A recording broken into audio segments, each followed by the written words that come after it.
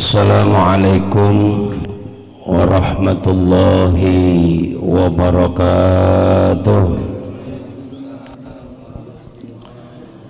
Bismillah, alhamdulillah, wassalatu wassalamu ala rasulillah Sayyidina wa maulana Muhammad wa ala alihi wa sahbihi wa mawalah. Rabbi syrah li sadri wa yassir li amri wahlul 'uqdatam min lisani yafqahu qawli.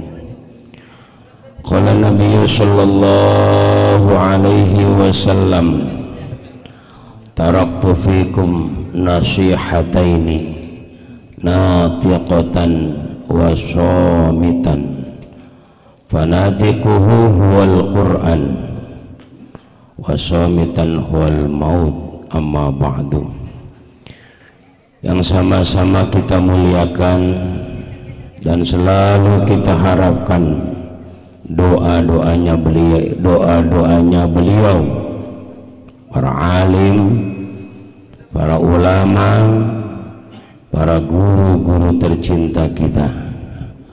Hadir bersama kita beliau, guru kita Ki Haji Mir'an Samsuri selaku Ketua MUI Kota Bekasi, beliau Ki Haji Hasan Basri selaku Ketua MUI Bekasi Barat, beliau Bapak Ki Haji Muhammad Badeng, beliau Bapak Ki Haji Muammar Umar,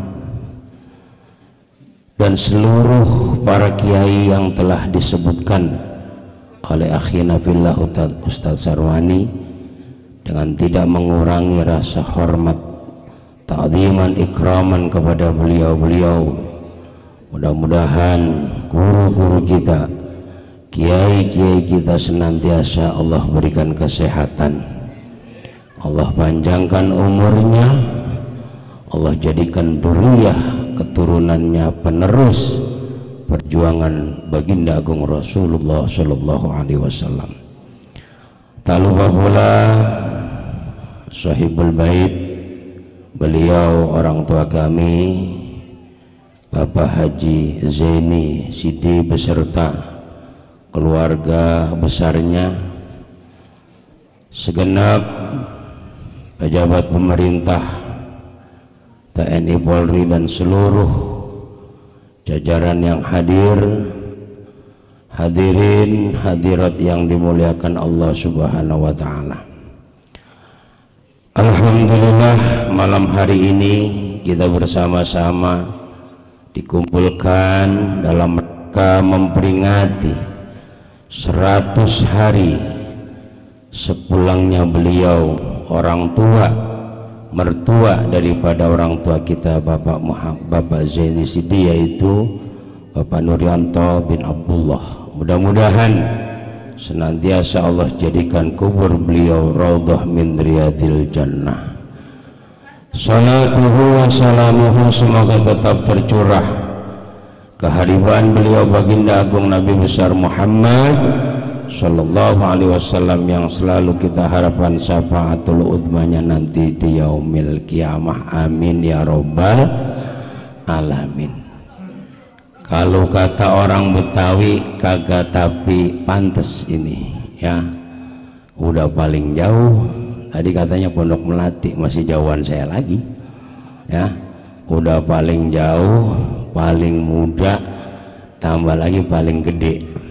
Nah ini disuruh kita ya. Saya udah berdoa padahal tadi jadi jalanan, ya Allah mudah-mudahan gua kagak disuruh apa-apa. Ini karena Ustadz Sarwani anaknya baru dipondokin di tempat saya, romana ini sogokan, kira-kira begitu.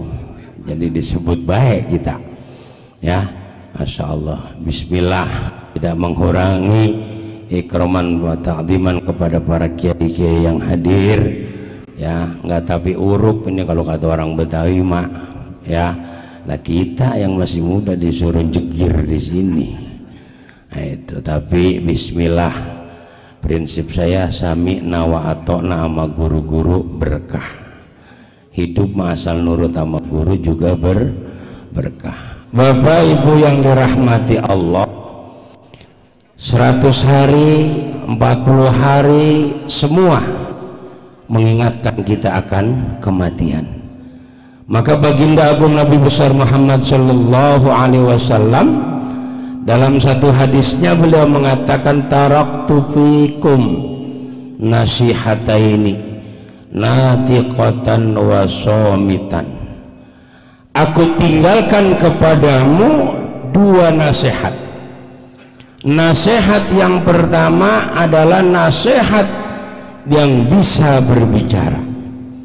Nasihat yang kedua, nasihat yang tidak bisa berbicara. Fanatikuhu huwal Qur'an.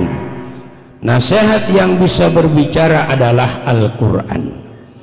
Nasihat yang tidak berbicara, diam, huwal maut, adalah kematian. Kalau sudah berbicara kematian, fa insya Allah, ya, kalau kita banyak-banyak mengingat mati, insya Allah kita akan dimuliakan.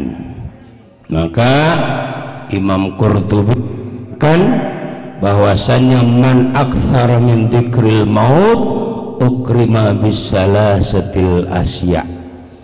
Barang siapa banyak mengingat mati, kata Imam Qurtubi, Allah muliakan dengan 3 perkara. Yang pertama, ta'jilut taubat. Orang kalau banyak mengingat mati, maka dia buru-buru taubat, ya, buru-buru taubat. Andai bapak-bapak hadirin di sini, selain para kiai, ya, selain para kiai ini saya nggak berani sama kiai bentar songong.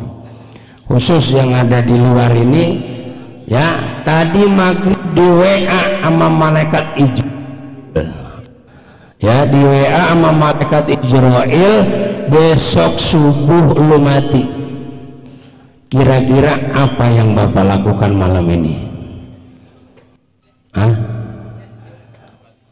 Tobat lah, tinggal mati doang, mau ngapain? Ya, tinggal mati doang. Pasti malam ini tobat, bener. Nah, itu makanya kalau kita banyak mengingat mati, maka yakinlah kita akan gampang diajak tobat, gampang diajak ngaji. Ya, sekarang ini di luar sana udah susah bedain mana ngaji, mana kajian. Sama tanya, ngaji sama kajian beda apa kagak? Beda. Kalau ngaji sama kiai, kalau kajian sama dia apa dono? Siapa? Ya kan, kalau kajian loncat-loncat, tapi kalau ngaji tertib sampai hatamnya itu kitab. Nah, kalau ngaji kiai, bapak lagi ngaji, mati di tempat ngaji, mati syahid. Tuh, makanya doa kalau lagi mati, kalau lagi ngaji, ya Allah mudah-mudahan mati. Nah, gitu kira-kira ada nggak tuh di Bekasi ini yang kira lagi ngaji langsung doanya, ya Allah semoga gua mati di sini.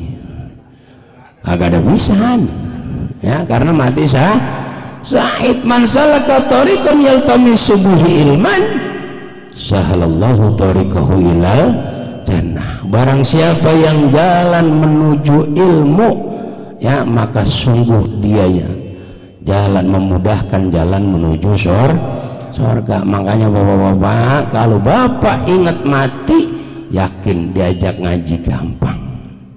Tuh, kira-kira orang Bekasi ini gampangan diajak ngaji apa gampangan diajak mancing? Hah? Ya, yang ngaji yang mancing tuh yang bener. Cuma pertanyaannya, lamaan mana ngaji sama mancing? Mancing bagus dari pagi sampai sore kagak dapet, kok kagak kecewa kan? Padahal dari pagi sampai sore kagak dapet, kagak kecewa. Tapi ngaji baru sejam ngerutuk kiai lama banget ngajinya tuh. Lampangan ini memang susah. Siapa baik, ya. Tuh, jadi yang pertama adalah ta'jilut taubat. Kalau kita banyak mengingat mati. Yang kedua, ya kata Imam Qurtubi, kalau kita banyak mengingat mati, qanaatul qut, kita akan banyak atau qanaah menerima apapun yang Allah berikan. Nek jarene wong Jawa ya qanaatul qut menika nggih nrimo ing pandung. Paham napa mboten? Yang di dalam nggak ada yang paham karena Kiai Betawi semua. Ya nerimo ing pandung apa wae sing dipun paringi pangeran menika dipun tampi nggih.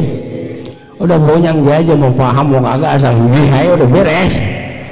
Ya, apapun yang Allah berikan selalu menerima ketika qanaatul qut.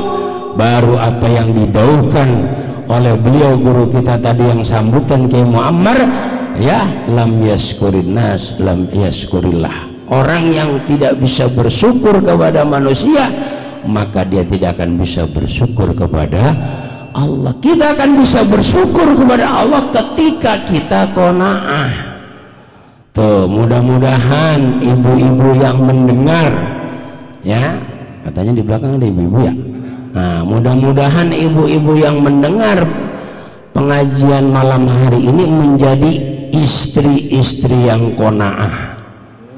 Oh, yang amin babanya doang, emaknya mau di belakang kagak amin pisan.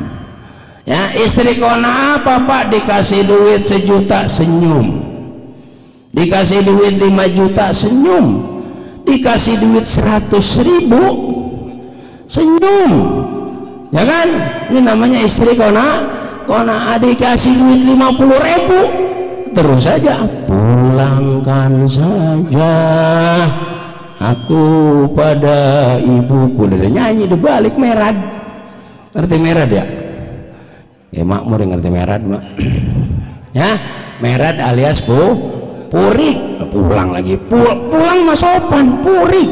Kalau purik itu kagak ketahuan. Kalau pulang bisa pamit, tapi kalau purik kagak. Nah, ini kayak baris ya. Qanaatul qut yang kedua. Ya, yang ketiga, biar ya kita ini dimuliakan karena kita mengingat mati. Nasyatun fil ibadah. Ya, nasyat itu kalau bahasa Jawa terengginas. Terengginas itu semangat. Nah, itu. Ya, semangat kita untuk ibadah. Gampang kita diajak ngaji, gampang kita diajak ibadah. Makanya dengan peringatan mati, dengan peringatan 100 hari, maka tentunya kita juga pengen punya bekal mati enak, ya kan? Selama ini kita hanya pengen hidup enak, betul? Ada nggak bapak-bapak yang mikir pengen mati enak? Jarang kan? Jarang. Siapa yang mau mikirin mati? Ditawarin aja masih minta mundur kalau seandainya tawarin. Maka dari itu menyambut Ramadan, ya, dimana kita ketahui bahwasannya kata baginda Rasul, seluruh amal anak Adam itu kembali kepadanya illa saum, kecuali puasa. Kenapa? Kalau puasa, ya, kalau puasa kata baginda Rasul, Allah yang akan membalas langsung. Tuh makanya dalam hukum puasa, ya, kalau dalam fikih ketika kita lupa niat puasa, itu bukan berarti kita bebas untuk makan. Kalau kita lupa niat di malam hari, menurut mazhab Syafi'iyah kita disuruh imsak sampai sore, nggak boleh makan, nggak boleh minum. Itu hukum fikih. Tapi kalau hukum Betawi meded, Betawi meded nih, ya jangan marah, kita sama-sama Betawi, saya gue Betawi. Ya kalau kata orang Betawi, gue najis samatan udah kagak sah, ngapain dan gue makan tuh Betawi meded. Ya kan? Kenapa? Karena walaupun kita tidak niat, ada sesuatu yang sir, ada sesuatu yang rahasia yang akan dibalas oleh Allah Subhanahu wa ta'ala. Itulah keistimewaan puasa. Maka ketika kita sudah akan masuk Ramadan, di mana baginda Rasul rindu sama Ramadan luar biasa. Masuk bulan Rajab saja baginda Rasul doanya sudah berubah, Allahumma barik lana fi Rajaba wa Sya'bana wa ballighna Ramadan. Ya Allah, berkahi aku di bulan Rajab, berkahi aku di bulan Sya'ban, sampaikan aku ke bulan Ramadan. Rasulullah rindu udah dari bulan Rajab. Nah, kita bertanya-nya kapan kita rindu sama Ramadan? Ini kan secara jujur ya, tanggal 2 apa tanggal 3? Jawabannya yang mana? Kalau jujur tanggal 3 aja apa? Kalau jujur. Tapi kalau malu sama Kiai, tanggal 2 aja. Saya udah rindu sama Ramadan, gue pengen tahu orang apa. Ya kan? Nah ini. Jadi ketika baginda Rasul sudah mengubah doanya saking rindunya sama Ramadan, dan kita ketahui bahwa ketika di bulan Ramadan iblis, setan, ya kan, semuanya diapain? Dirantai. Betul. Nah, setan dirantai 11 bulan setan gangguin kita. Hanya 1 bulan Ramadan, karena kemuliaan Ramadan setan dirantai, enggak boleh enggak. Maka pesan saya kepada orang Bekasi, jangan sampai Ramadan mengkambing hitamkan setan. Lu ngapa masih teler aja? Gua terpengaruh sama setan.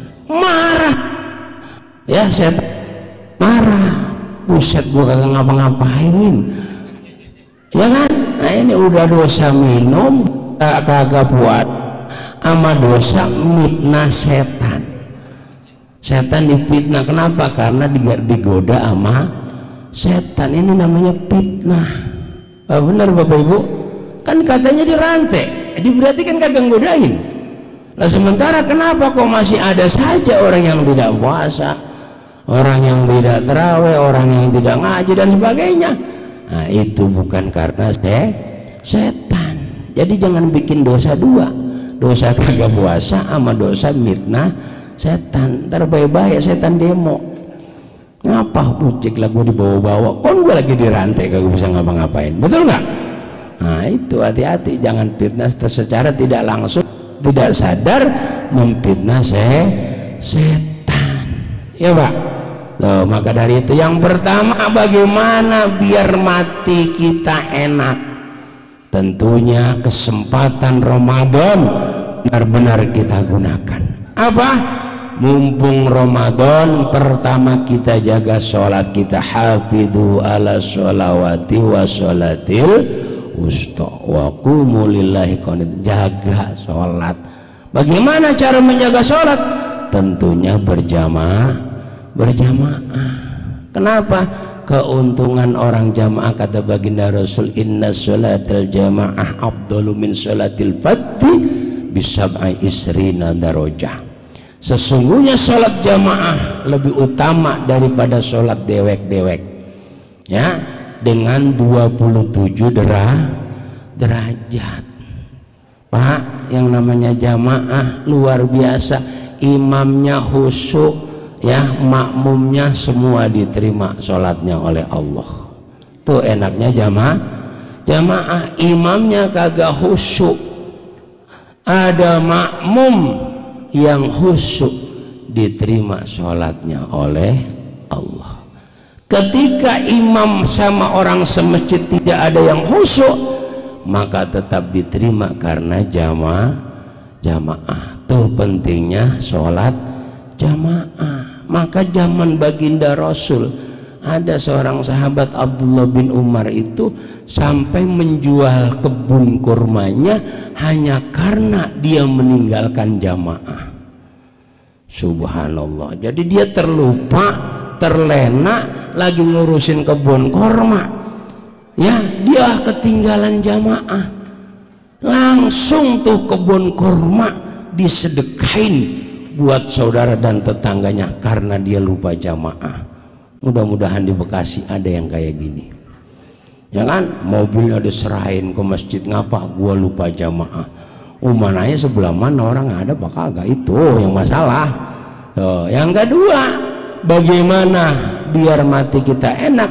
Tentunya ya, mumpung bulan Ramadan kita perbanyak baca Quran. Tidak ada bacaan yang paling indah selain bacaan Quran. Kenapa? Al-Qur'anu midad ila yaumil qiyamah. Mukjizat baginda Rasul, dari sekian banyaknya mukjizat hanya tinggal Al-Quran yang masih ada. Yang katanya tangan Nabi mengeluarkan air, tinggal cerita. Yang katanya Nabi berjalan dilindungi awan, tinggal cerita. Semua mukjizat itu hanya tinggal cerita. Tinggal Al-Quran lah yang kita pegang, yang akan menjadikan imam kita, yang akan mensyafaati kita nanti di yaumil kiamah. Dan bagaimana selanjutnya biar mati kita enak juga? Banyakin sedekah. Kalau bahasa Kiai sodako, bahasa orang Betawi sedekah. Kenapa? Karena sedekah itu adalah andalan ahli kubur. Orang di kuburan doanya cuma satu, Rabbi laula akhartani ila ajalin qarib fa asaddaq. Ya Allah, seandainya kau mundurkan ajalku, maka aku akan bersedekah. Kenapa? Dengan sedekahlah yang dikatakan Allahumma ij'al qabrahu raudhah min riyadil jannah. Ya, apa yang pernah kita berikan mengalir ke kuburan kita. Dan yang terakhir, biar kita mati enak, perbanyaklah bertasbih, perbanyaklah bersolawat. Dah tidak ada yang paling indah kalau kita banyakin solawat. Sehari semalam 10.000, sehari semalam 100.000. Yakin ya, inna aulan nasbi ila yaumal qiyamah fa aktsaruhum sholatan alayya. Sesungguhnya orang yang paling dekat denganku, kata Nabi, besok di hari kiamat yang paling banyak bersolawat kepadaku. Amin ya robbal alamin. Nah, tentunya Bapak Ibu sekalian, doa yang selalu kita baca dari mulai kita TK sampai waya gini, kiai manapun tuh kagak bakalan ninggalin doa yang namanya Robbana atina fi dunya hasanah wa fil akhirati hasanah wa qina adza hasanah fid dunya. Nah, apa yang dimaksud dengan hasanah fid dunya? Kalau hasanah fid dunya dimaknain duit, kita kagak hasanah pisan. Yang hasanah encek tuh, tahu encek? Yang matanya sipit-sipit, kulitnya putih, itu berarti hasanah. Kalau hasanah dimaknain duit. Tapi hasanah adalah asyihah wal ibadah. Yang dimaksud hasanah fid dunya adalah sehat, digunakan buat ibadah. Sehat doang kagak ibadah, hasanah apa kagak? Kagak. Udah aki-aki umur 80 masih ngepong ya. Orang sini ngerti ngepong agak? Agak ngerti. Berarti masih kampungan saya. Ngepong itu artinya main judi, ya kan? Udah umur 80 tahun masih membantingin double 6 ya. Nah, itu gaplek. Nah, itu hasanah fid dunya sihah wal ibadah. Kalau kata anak pesantren mah itu waulil mutlaqil jam'i, sehat juga ibadah juga. Kalau sehat doang kagak ibadah banyak, sengabrek-ngabrek sampai umres, ya kan? Sehat wal ibadah. Wa fil akhirati hasanah. Apa hasanah di akhirat? Al-ghufran wal jannah, pengampunan dan surganya Allah. Mudah-mudahan kita hasanah fid dunya, hasanah fil akhirat. Amin ya robbal alamin. Ternyata doa saya enggak diterima di jalanan gara-gara Ustadz Sarwani ini. Sudah doa apa? Ya Allah mudah-mudahan kagak disuruh ngapa-ngapain. Disebut lagi wae. Malu sama kiai-kiai guru-guru di sini yang lebih pantas, ya kan? Saya datang kemari cuman taat sama orang tua, sama kiai, sama Kiai ini dikasih surat bismillah saya berangkat. Kalau tadi kata Kiai Muammar itu salah, saya salahin beliau. Bukan masalah ini dimajuin kemis itu karena malam Jumat Ustadz Kiai banyak tarikan, bukan. Salah, karena di Jawa itu ada hitungan. Kalau orang Jawa hitungan sama orang Betawi nggak ketemu. Kalau orang Betawi ngitung 1 hari 2 hari aja katanya ada yang mayatnya udah pergi baru dihitung, bener. Nah kalau di Jawa enggak. Kemarin beliau udah cerita sama saya, ternyata menurut hitungan mertua saya, keluarga mertua itu malam Kemis tuh ada hitungannya, ya. Di Jawa mah mau kawin ngitung, mau nikah lagi ngitung.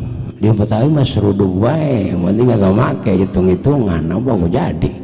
Nah itu ya. Jadi sekali lagi saya hanya sebagai tasyakur kepada beliau, mudah-mudahan perjuangan beliau ya Pak Haji Zaini ini kita berdoa, kita memohon sama Allah anak cucu keturunan beliau Allah jadikan dzurriyyah yang soleh-solehah ya. Beliau ini satu hebatannya adalah hubbul ulama, hubbul habaib, itu yang paling mahal. Yuhsarul mar'u ma'aman ahab, orang besok akan digiring besertaan orang yang dia cintai. Kalau bapak ibu jamaah cinta sama para kiai, besok kumpul sama kiai. Kalau cintanya sama Pak Panglima, besok sama Panglima. Cintanya sama Kapolri, besok sama Kapolri. Di mana lo? Kalau mau Pak Kapolri di mana lo? Gue kagak tahu lembangan mana besok. Ya, jadi cinta ya guru. Ketika kita mencintai guru, menghormati guru, pasti anak cucu keturunan kita menjadi orang alim. Ya, saya sedikit cerita. Imam Syafi'i kenapa begitu hebatnya, luar biasa. Ya, karena Imam Syafi'i itu ayahnya setiap kali pulang berdagang selalu memberikan roti kepada seorang alim yang ada di daerahnya. Nih, setiap hari. Ya, setiap hari. Kalau orang Betawi makan mau ngasih guru nungguin lebaran. Sama nungguin tawakupan. Udah tawakupan baru dia persiapin. Enggak, ini ayahnya Imam Syafi'i setiap hari memberikan roti, berharap setiap kali memberikan roti berdoa, jadikan putraku, putra putriku seperti beliau. Tuh, jadi nggak ada ruginya ngasih duit sama guru, ya kan? Ngasih apa-apa sama guru, jangan hitung-hitungan sama guru, karena kalau guru hitung-hitungan sama murid, bangkrut murid. Lah iya, kata Sayyidina Ali, seandainya 1 huruf dihargai 1 dirham, tidak ada satupun murid yang bisa bayar gurunya. Coba 1 huruf 1 dirham. 1 dirham itu berapa Pak? 4,5 gram emas. Bismillahirrahmanirrahim berapa huruf? Tambah alhamdulillah. Ya habis tuh kebun diukur itu membuat bayar guru doang. Tuh, kalau seandainya, makanya kalau kita berbicara guru, Imam Ghazali itu ketika ditanya, wahai Hujjatul Islam, mana yang aku dahulukan, bapakku, orang tuaku, apa guruku? Ya, Imam Ghazali yang jawab, gurumu. Tuh, gurumu. Kenapa? Sayyidina Ali sudah mengatakan, ana abdu man 'allamani walau harfan wahidan, aku adalah budaknya orang yang mengajarkanku walaupun 1 huruf. Imam Ghazali ditanya, kenapa kau harus guru yang saya muliakan? Ingat, gurumu adalah murabbi ruh, orang yang mendidik ruhmu untuk mengenal Allah. Tapi ayahmu murabbil jasad, orang yang hanya membesarkan dirimu. Tuh, ini ngaji di pengajian. Tapi kalau orang Betawi, buset, mana guru sama bapak lu lah, lu kalau ada gua kan kagak ada lu. Tuh, ini mah sengke, jawaban nggak pakai mikirin namanya, ya. Mudah-mudahan orang Betawi pada ngerti. Jadi kalau ada anaknya mulain guru, ontong meri, ontong iri. Lu mah guru mulu, gua kapan? Ya, karena tidak ada seorang guru yang mengajarkan murid untuk durhaka. Mudah-mudahan Ramadan ini menjadi Ramadan yang terbaik buat kita. Ya, tidak ada jaminan kita bertemu Ramadan yang akan datang. ya. Ramadan besok menjadi Ramadan yang paling kita rindukan. Kemarin kita nggak boleh terawih, ya kan, terawih pakai jarak segala macam lah, tapi insya Allah besok aman ya, karena ada kabar tadi sore katanya besok jangankan terawih, buka bersama gue udah boleh gitu ya. Jadi tenang aja, besok dapat undangan dari Pak Haji Jenny buka bersama ya. Gitu saja, dengan segala kekurangan mohon dimaafkan pada para kiai, mohon maklumnya akhiran. Allahumma fiq ila qomit thariq. Assalamualaikum warahmatullahi wabarakatuh.